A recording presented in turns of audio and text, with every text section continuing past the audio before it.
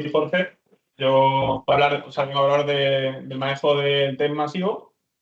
Bueno, este es el índice que voy a seguir. En principio, una pequeña introducción, algunas definiciones sobre lo que sabemos todos, que es el test masivo.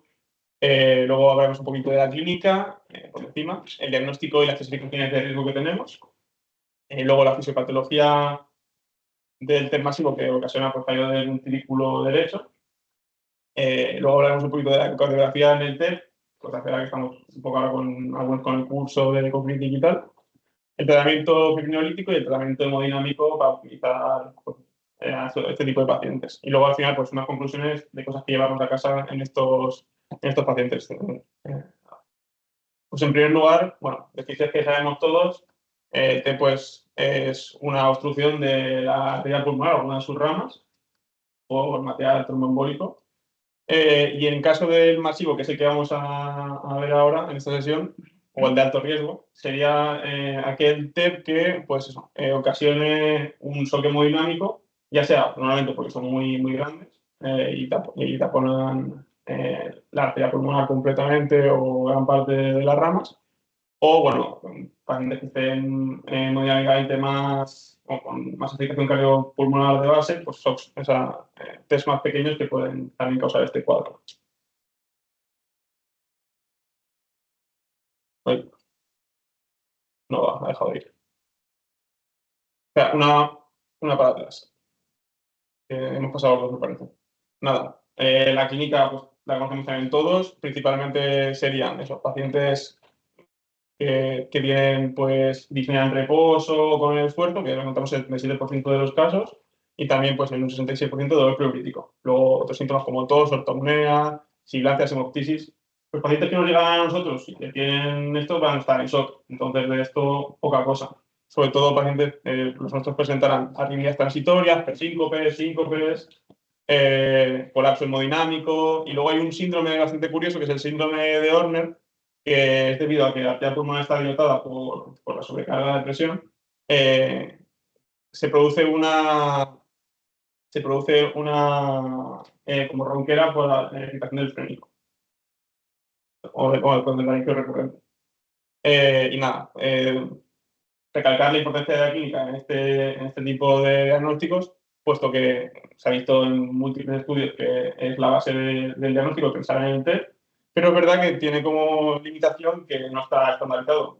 Cae un poco a la experiencia del clínico y bueno, sí que se han hecho algunas tablas como la escala de Genova y la escala de Wells, que son en base a la clínica del paciente, a la descripción clínica y a varias pruebas, podemos ver la probabilidad de test del paciente. Ya, son estas escalas. Tampoco me meteré mucho, porque tampoco es el objetivo. Pero bueno, pues va. Nada. Es igual. Nada, en base a varios ítems que son, pues, la frecuencia cardíaca, se ha vuelto un poco loco, ¿no? Vale. Que le has dado un puntero. Le da el punto, vale. Vale, nada, ya está.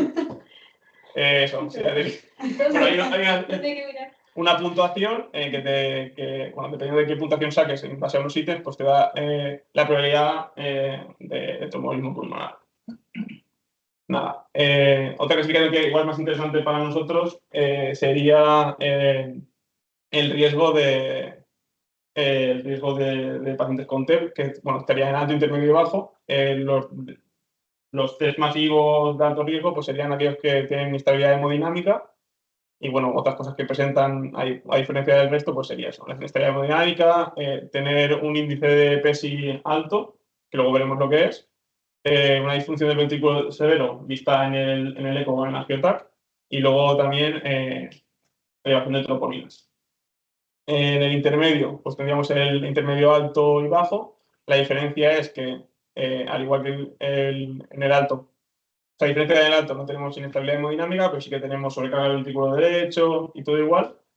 Y en el de intermedio bajo lo que pasa es que, bueno, o no tenemos disfunción del ventrículo derecho o no tenemos elevación de troponinas. Y el bajo, pues, estaría todo bien. Todo el resto de cosas estarían bien. Nada, las bases del diagnóstico de TEP, aparte de la clínica, pues tendríamos el laboratorio, el electrocardiograma y, sobre todo, lo más importante, el diagnóstico por imagen. nada, simplemente comentar que sobre todo el laboratorio nos sirve para estadificar pronóstico y, bueno, un poco para orientarse en el diagnóstico, a lo mejor con el dinero D, pero no es lo más importante. Veríamos un poquito de leucocitosis, aumento del lactato, LDH, aumento de enzimas hepáticas por si hay mucha sobrecarga del ventrículo derecho, sobrecargamos también el sistema derecho hasta el hígado. Gasometrías, pues para ver eso, oxemia y tal, ¿no? El NT-proBNP, troponinas y el dímero D. En el electrocardiograma, lo que vamos a ver básicamente serían taquicardias y cambios específicos en el electro, que no es nada específico de TEP, y esto sería el 70% de los casos. Y luego, menos de un 10% de los casos, tendríamos los patrones típicos, pues, como el S1-QTC3, el aumento de, bloqueo de rama derecha de las de Higgs y todos estos patrones que lo que nos van a indicar es sobrecarga del ventrículo derecho. Y luego, por último y más importante, es el diagnóstico por imagen, donde pues, en la radiografía de tórax los patrones son bastante raros, pero podemos ver la joroba de Hampton, el signo de Westermarck y el signo de Paya, que sobre todo, pues eso, el angiotac, que debemos los efectos de la reflexión, y a pie de cama, pues el ecocardiograma. Nada, estos son es una tabla del protocolo, bueno, protocolo no, perdón, de las guías clínicas de las últimas de la Sociedad Cardiológica, la Sociedad Española de Cardiología, en 2019, en que compara varias pruebas por estándar. Nosotros en nuestro medio utilizamos el angiotac, pero también puede utilizarse la grafía de ventilación-perfusión, el SPECT de ventilación-perfusión, y luego, siendo más invasiva y menos justificado, pues la arteriografía pulmonar. Nada, este es el índice de PESI, que lo que nos habla es, en base a parámetros clínicos y analíticos, la mortalidad a 30 días, que es lo que nos sirve también para planificar un poco el riesgo del TEP. Tampoco me voy a meter mucho. Tenemos la escala original y la escala simplificada, en la que si obtenemos más de un punto, ya sería un punto, más de un punto ya sería de alto riesgo. Y bueno, nada. ¿Qué pasa a nivel fisiológico con el TEP máximo? Pues que puede producir un fallo del ventrículo derecho.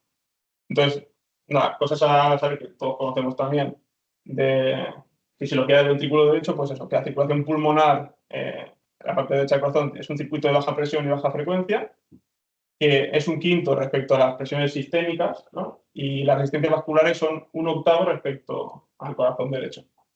Asimismo, sí que tienen el gasto cardíaco del derecho, sí que es equivalente al del ventrículo izquierdo, y que debido a todo esto, pues el corazón derecho tiene una mala adaptabilidad a pequeños cambios en la poscarga, como vamos a tener aquí.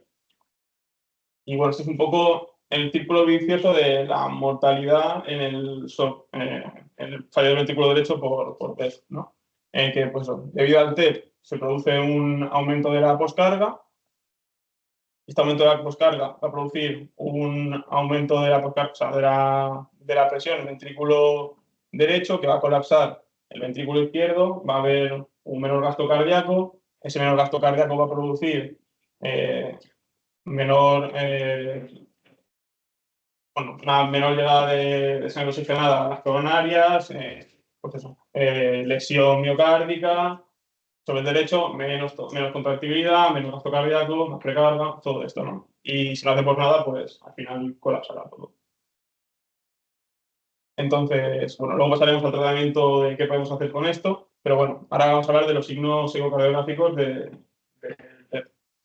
Que sí es verdad que no tienen, no son específicos, sí que nos pueden dar bastantes pistas a pie de cama de qué puede ser.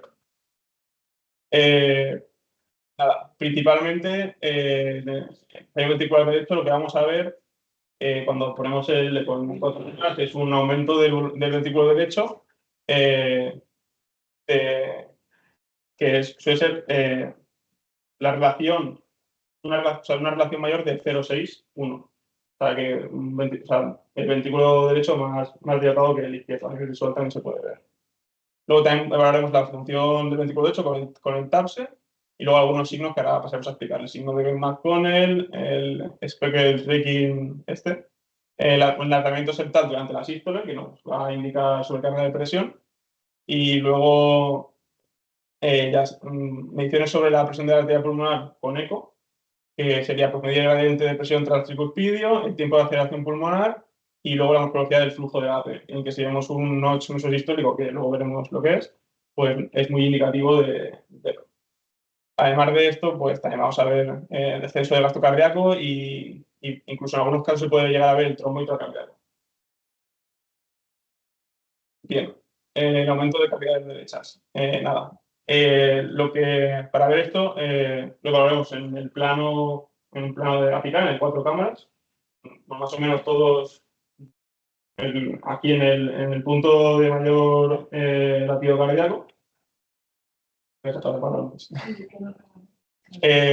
Pondremos el eco y tendríamos este plano. Y aquí vemos pues como está al revés del corazón, ¿no? Esto es izquierda y esto es derecha. Como el ventrículo derecho está en una relación 1,6, pues bastante más grande que el otro. Además de eso, también se puede evaluar en el eje corto, que este sería aquí en el esternón. Esto ahora se puede haber puesto una foto, no lo he pensado. Pero bueno, en el eje corto, luego os lo enseño. También se puede ver como aquí arriba, este es el ventrículo derecho, el tracto de salida del ventrículo izquierdo y esto es la aurícula. Aquí vemos como el ventrículo derecho está bastante más acertado, aquí se ve mejor.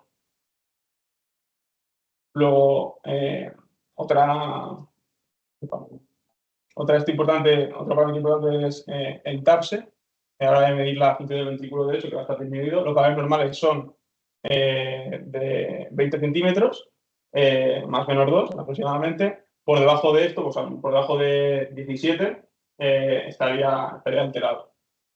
Y luego tenemos el signo de McDonnell, que aquí es verdad que pone que es bastante específico. Es específico no del TED, sino del fallo ventricular derecho. Y es un signo en el que, debido a la hipocinesia por aumento de presión, el apex, que es la parte que está menos sobrecargada, hace como un sobreesfuerzo y parece que se contraiga más. Que se puede, ahora si le pinchas se ve. A ver, aquí, ¿veis cómo ahí el apex parece que se contraiga más? El ventrículo derecho, el izquierdo. Pues es eso. Nada más. Luego, este es el más típico, el signo de la D, del aplanamiento es el tal paradójico. Y también tiene play. Estos también son vídeos también. En el que con la sístole se produce un aplanamiento del ventrículo derecho sobre el izquierdo, ¿no? Si fuera en sístole, puede ser muy difícil de ver, sobre todo estos pacientes suelen estar taquicárdicos, pero si es en sístole es más indicativo de un aumento de una sobrecarga de presión. Si es en diástole suele ser por flujo, o sea, suele ser por volumen. Y en el otro es lo mismo. Aquí se ve un poco más. Nada. Y luego ya por último, los últimos signos que podemos evaluar sería el gradiente de presión tras tricuspidio, que es calcular, en el caso de que hagamos la eco y podamos ver en 4 cámaras una insuficiencia tricuspidia, podemos evaluar el gradiente de la insuficiencia tricuspidia y calcular la presión arterial, la presión de la arteria pulmonar y sístole. Pues también nos va a guiar para saber si hay hipertensión pulmonar o no. Y sería, pues obteniendo este gradiente, sumárselo a la PVP. Eso esa fórmula nos da la presión arterial de pulso. O sea, perdón, la presión de arteria pulmonar sístole. Y luego también tenemos el tiempo de aceleración pulmonar. El tiempo de aceleración pulmonar sería, este plano es un poco más complicado, sería teniendo un eje corto y oscilando un poco el ecocardio, veríamos el plano de grandes vasos, que se llama. Y ahí podemos ver el tracto de salida, no del ventrículo izquierdo, sino de la arteria pulmonar, ¿vale? Y ahí poniendo el modo Doppler, pues veíamos esta imagen. Si medimos la aceleración de 0 a máximo, hay un modo en que puedes calcular los segundos que tardan en hacer eso. Debería estar por encima de 90. Si está por menos de 90, hay una correlación con por un aumento de presiones en la pulmonar. Entonces, nada, si se encuentra entre eso, por debajo de 70, es bastante indicativo de presión aumentada en la arteria pulmonar.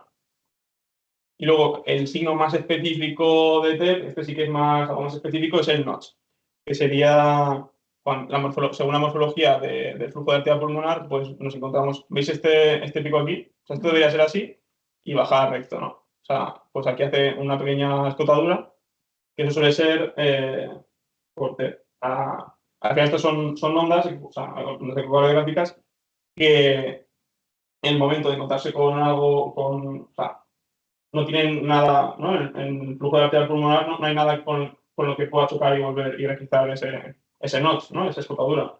Cuando la vemos es porque hay algo físico que está razonando, entonces por eso es más específico del TEP. Y nada, ya vamos con el tema de tratamiento.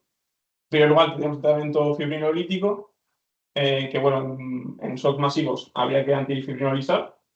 Y luego, como en caso de que la fibrólisis esté contraindicada, pues hay varias cosas que podemos hacer. Podemos hacer la trombectomía mecánica, o sea, cirugía, bueno, sentar cirugía torácica y haga o cardíaca, no sé, la verdad es que quién lo hace, y hagan una embolectomía quirúrgica, o también podría hacerse por bypass, que es lo que está implementando ahora con el protocolo de TEP.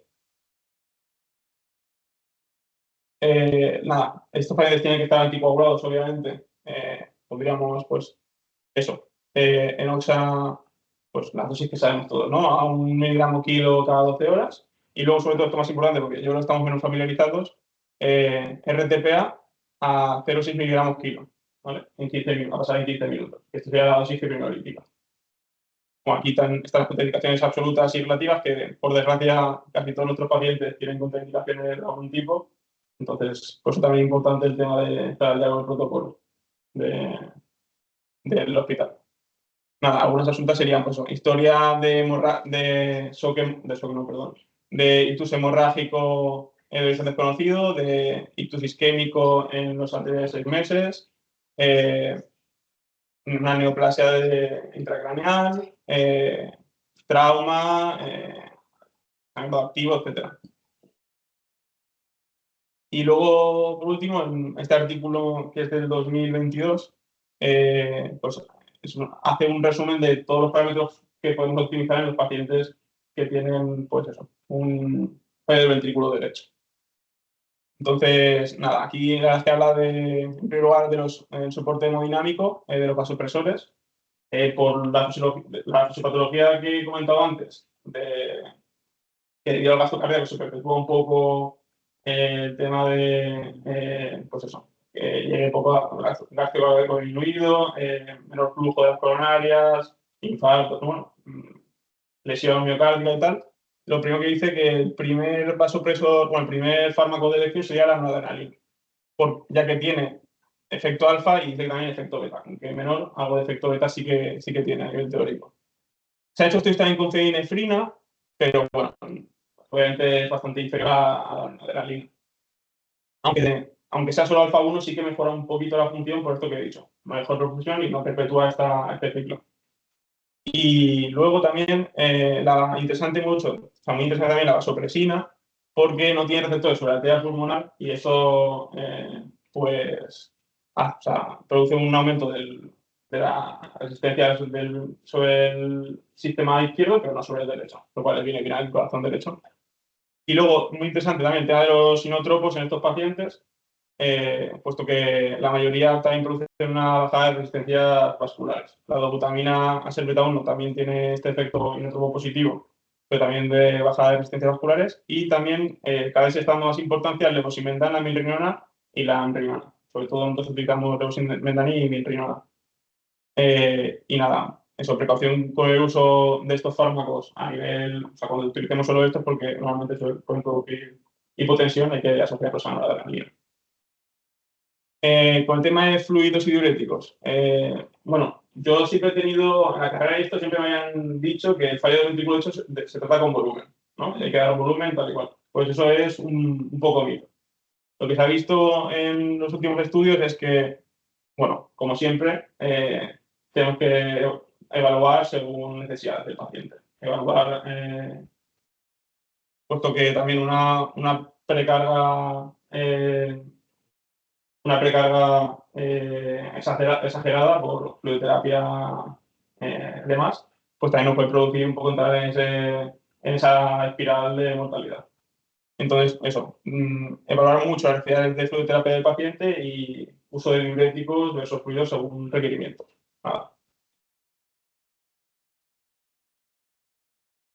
Luego, a nivel de vasodilatadores pulmonares, pues bueno, obviamente tenemos los donadores de óxido nítrico, como la nitroglicerina, el nítrico y el nitroprusiato, que no están muy recomendados porque producen también hipertensión arterial y lo mismo, nos bajan el gasto y tampoco nos interesa.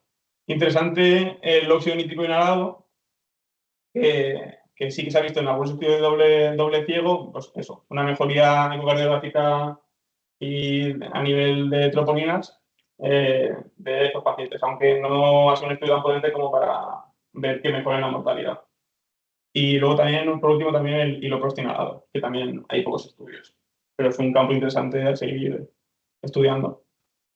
Y luego, ya para finalizar, cómo tenemos que tener a nuestro paciente en ventilación mecánica, ¿no?